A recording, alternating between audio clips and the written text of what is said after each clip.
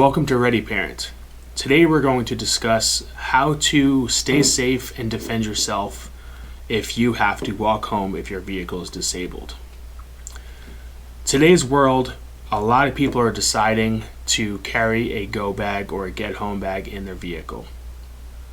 Now, if you were in a shit hit the fan situation or a disaster and your vehicle becomes disabled, whether it's via EMP or traffic is so backed up and gridlocked that you cannot move, and at that point it's more dangerous to wait than it is to just walk by foot. With that get home bag, you have 24 hours or more of supplies.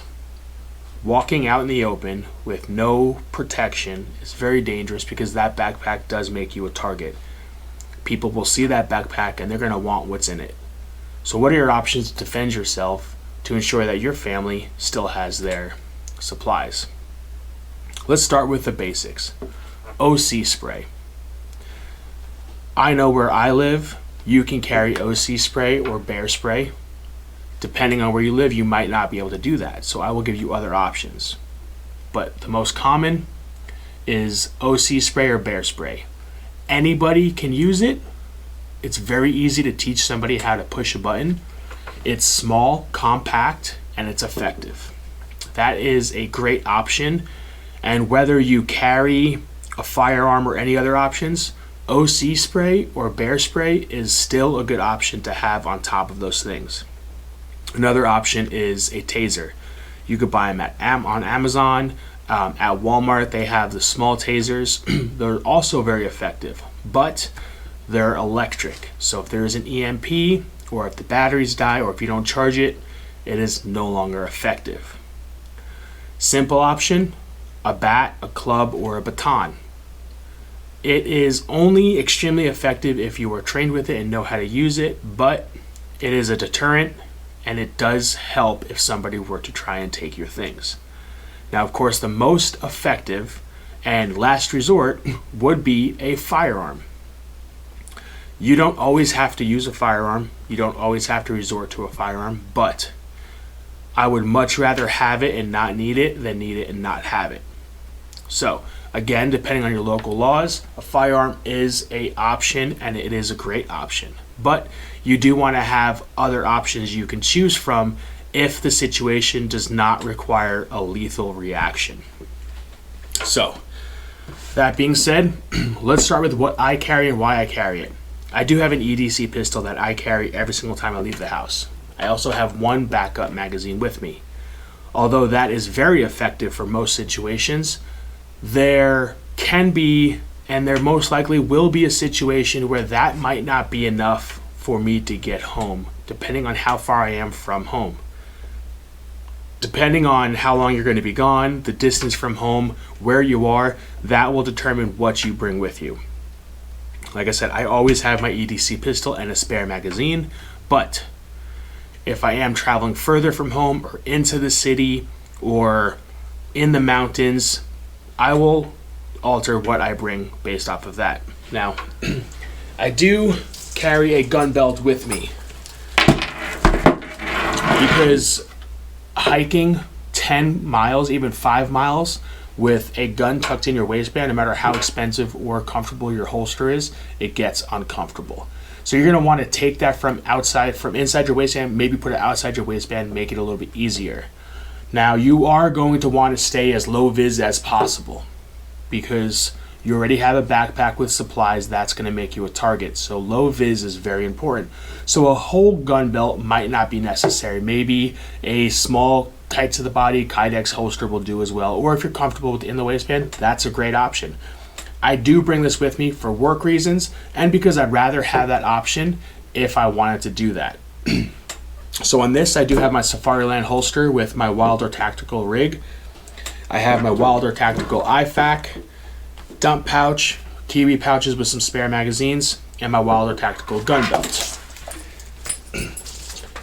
In a lot of videos and movies, you see the car stuck in traffic for miles and miles of gridlock, and the guy jumps out with his 3-day bag, his gun belt, a full tactical vest, and an AR-15.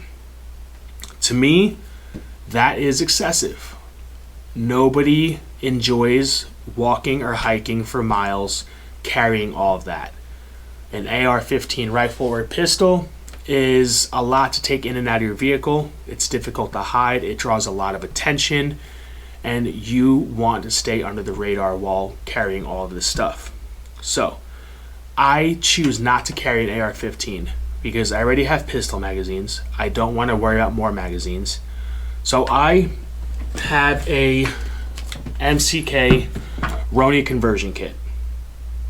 I keep this in my vehicle with a Glock 17 inside because it is a second weapon. If I am with somebody and they don't have a weapon, I would much rather have 2 people with a weapon than 1.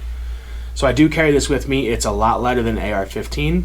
It folds up and fits in a backpack really nice. It's very easy to conceal, and it's easier to maneuver.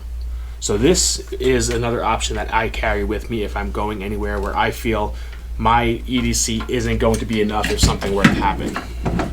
As far as kit goes, just a basic chest rig.